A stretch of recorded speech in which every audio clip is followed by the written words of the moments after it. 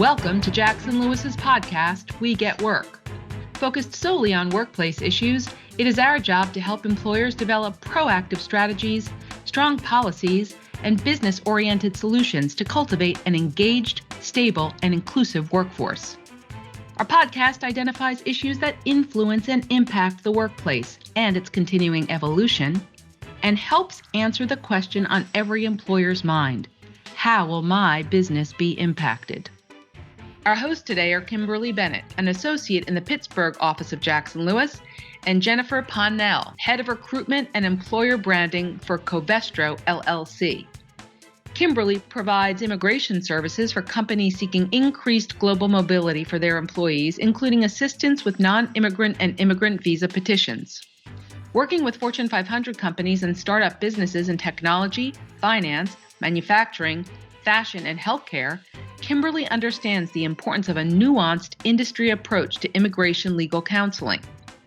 Jennifer has 18 years of experience recruiting in diverse industries, including manufacturing, retail, and chemicals.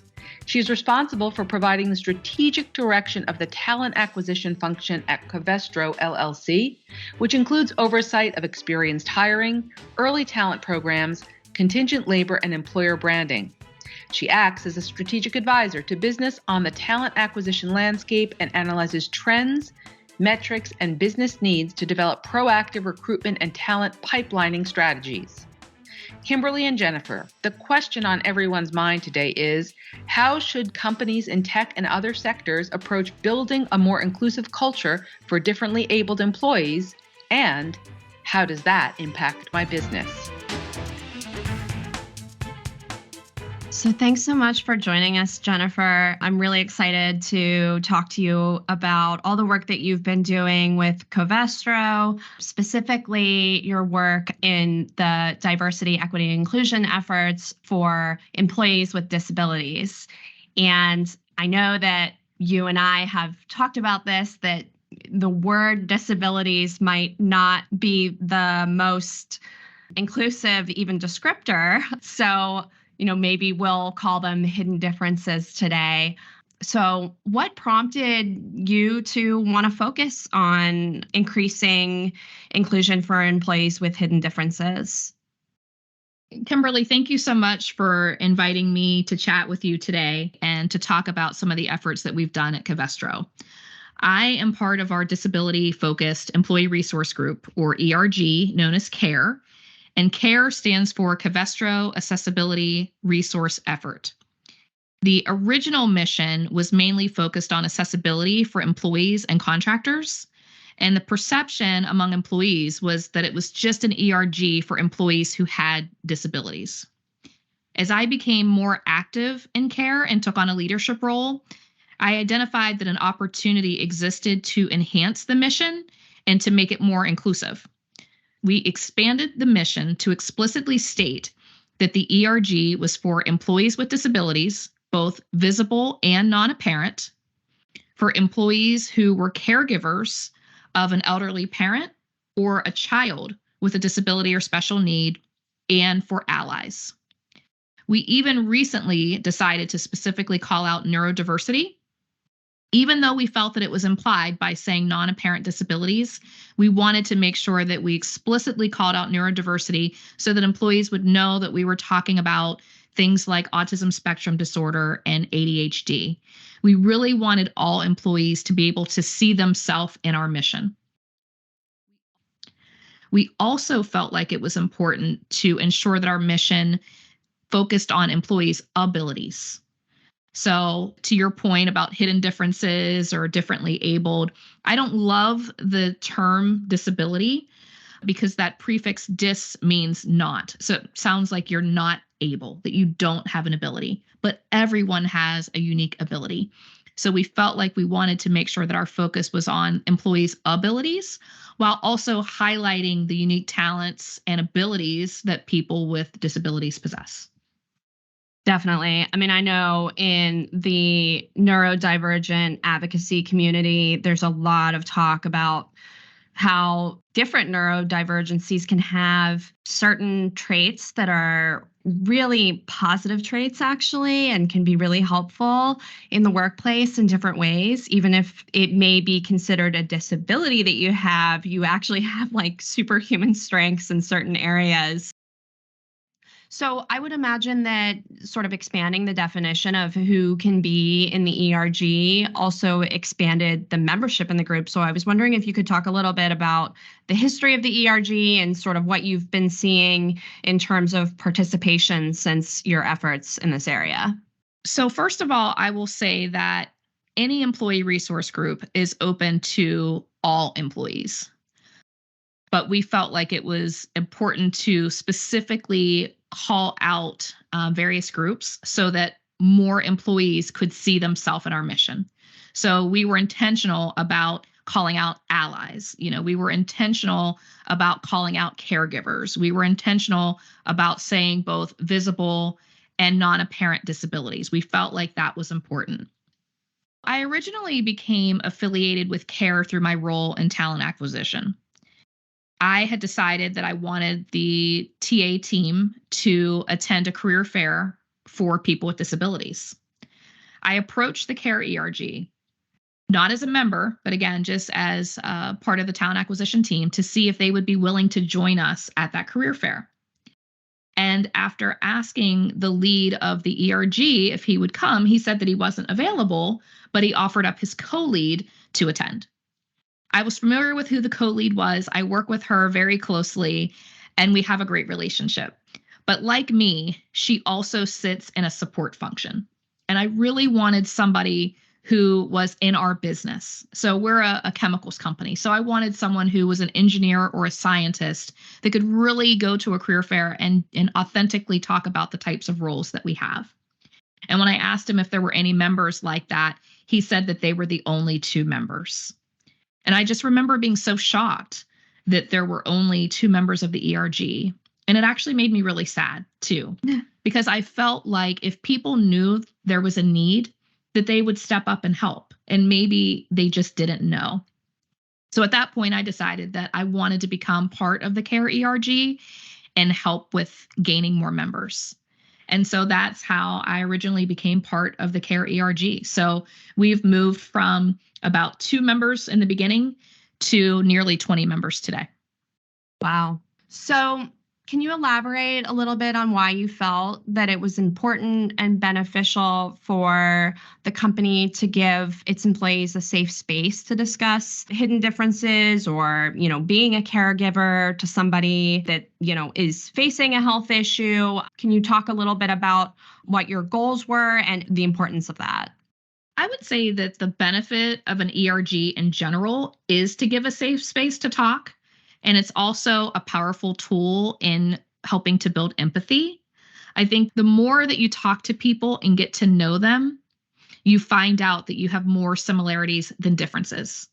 And that really helps to stop stigmas and break down stereotypes. I also think it takes a lot of energy to be someone who you aren't and to not be yourself. So having that safe space to bring your full authentic self to the group and to bring your full authentic self to work makes happier employees that want to stay with your organization. And I also believe that there's power in community. And as you get to know people who face the same things as you face, you feel like you're not alone. Right.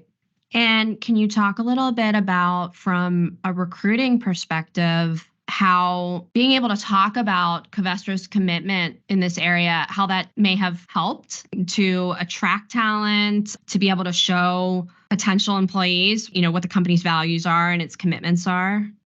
When you think about what job seekers are looking for, they're looking to work at companies that share the same values and ideals that they have. And one of those things is diversity, equity, and inclusion. Candidates want to work at a company that values that. They want to work at a company that they know has a culture of belonging, a place where they will feel comfortable to bring their authentic self to work, contribute, and succeed. And what steps did the company take to achieve this goal of, the values and the commitment that you're talking about? One of the things that our ERG has done is created programming of interest for our employees. Twice we have done a campaign called Why I Care. And this was an opportunity for employees who have a disability or are a caregiver or an ally to share their why and to share why they care about disability inclusion. It was a really powerful campaign just to bring attention and to educate employees and help them to see that they weren't alone if they were someone who was in that situation. We've also tailored some programming around various disability-focused holidays. So in honor of Deaf Awareness Month, we did sign language classes. In honor of Veterans Day, we collaborated with our veterans-focused ERG and did a conversation around the intersection of disability and veteran status. We also have done some programming around mental health awareness, keeping in mind that mental health issues are a non-apparent disability. This is one that really resonated with our employees, I think particularly because of the pandemic, because who among us during those pandemic times didn't have feelings of depression, anxiety, isolation, and things like that. So the programming that we did around mental health awareness was well attended.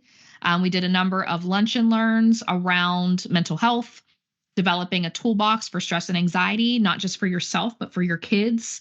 That was something that really resonated with people. We had conversations around mental health wellness and resiliency. We even offered yoga classes to our employees as a way to reduce stress. We have also offered a lot of programming for caregivers and sharing their experience.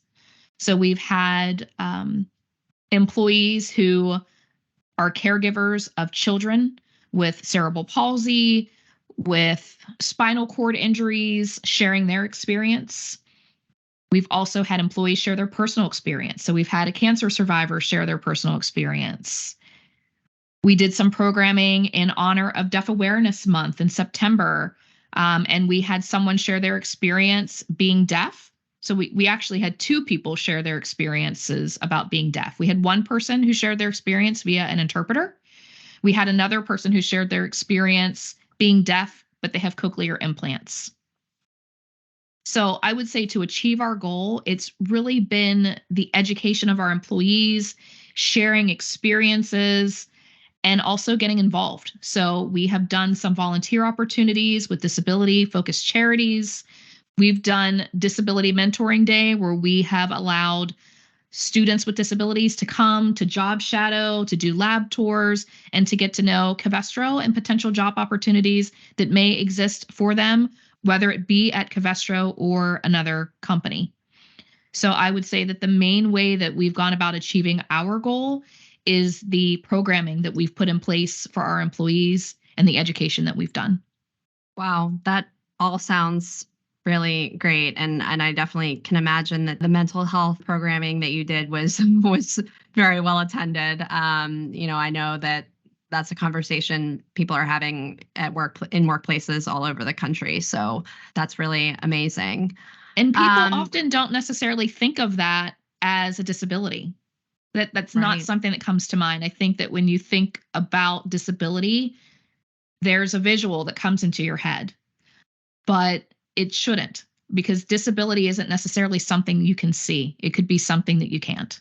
You talked earlier about stigma, and I think that the programming that you've developed really goes to help eliminate a little bit of that stigma, because almost everybody knows someone who's either a caregiver or, someone in their family or a friend that may be impacted by one of these either visible or non-visible disabilities. And I think including caregivers is really something that people don't think about often. And yeah, I think that's really unique about the programming that you've put together.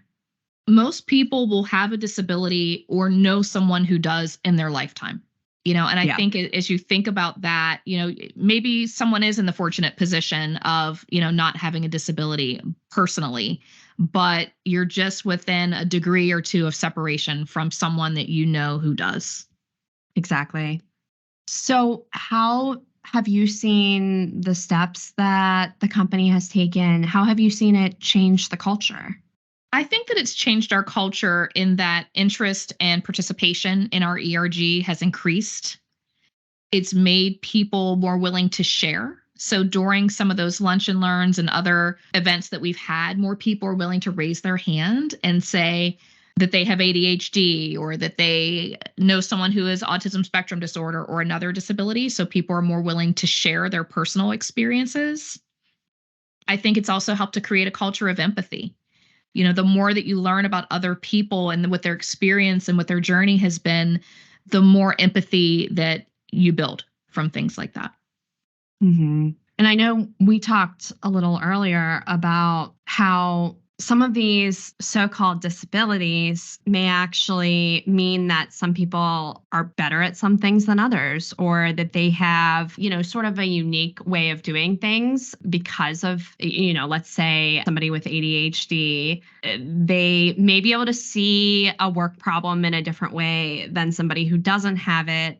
And I can imagine that culture of empathy and that culture of understanding can actually help managers to say, well, this person is really good at this thing. And I know that they're really good at this thing because they shared in one of these meetings or in this programming that, this is an area that they really excel in. So I can imagine that it sort of makes the work environment a little bit more productive for everybody, right? Because you can lean into your strengths and everybody knows, because you've created this culture of talking about it.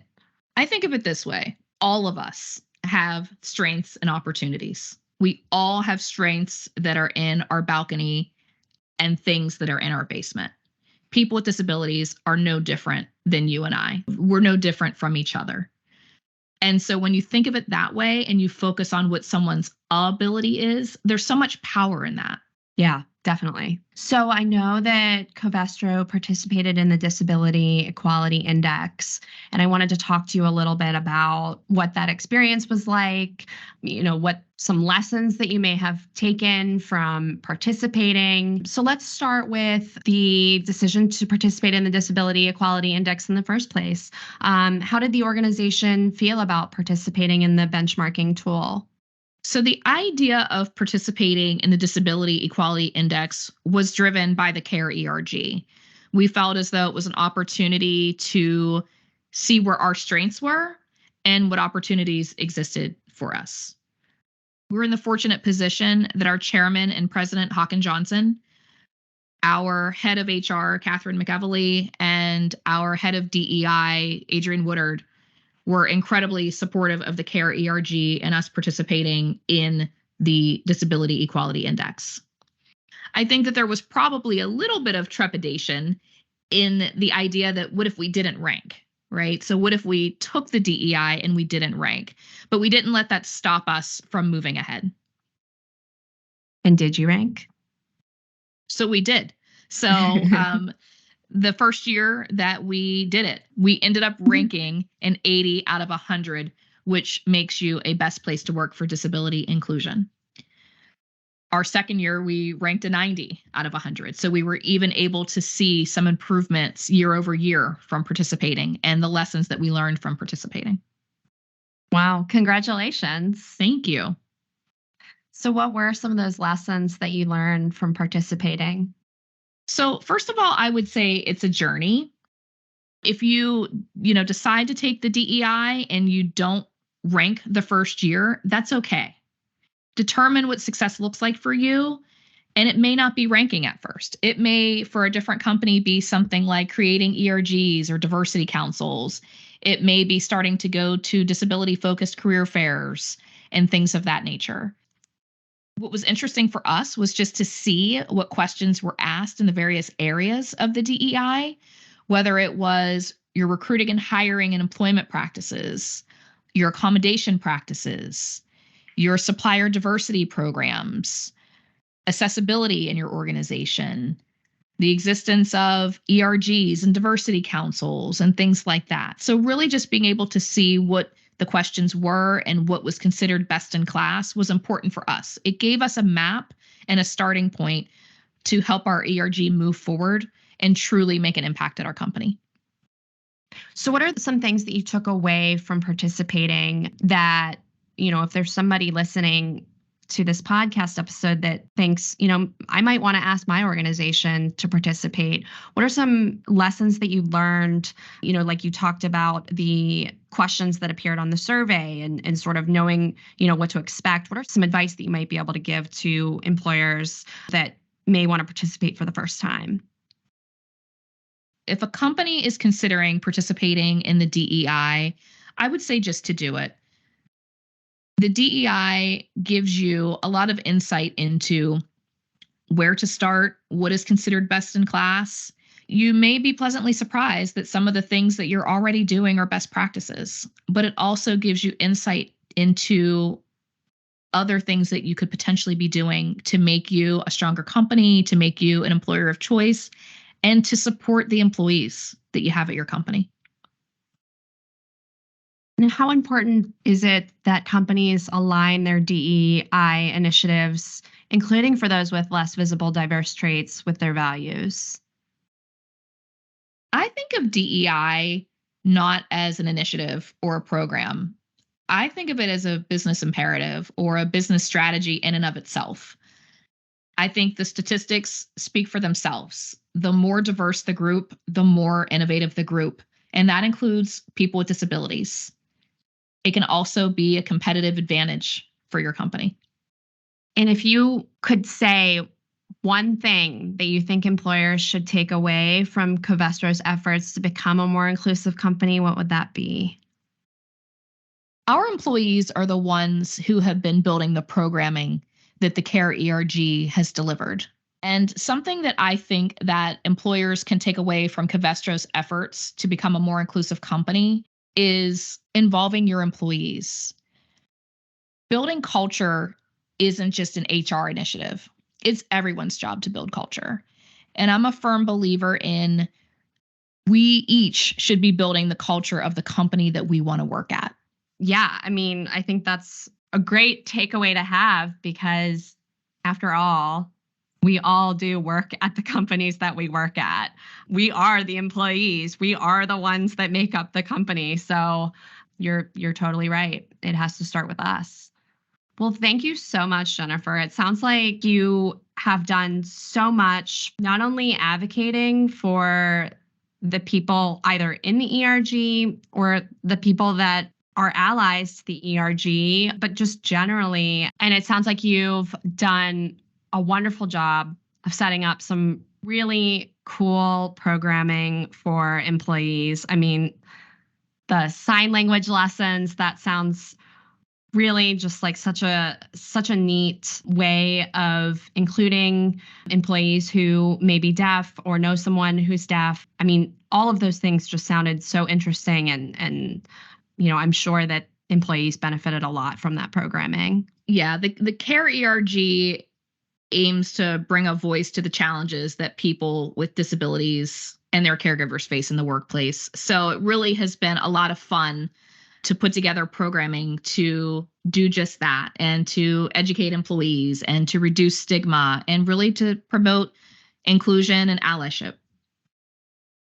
Well, thank you so much for sharing, your experience and in doing all of this, for sharing your advice, especially with the Disability Equality Index. As like you mentioned, even Covestro was a little apprehensive about participating, and I'm positive that the lessons that you shared today will be helpful to employers moving forward, especially if they would like to participate as well.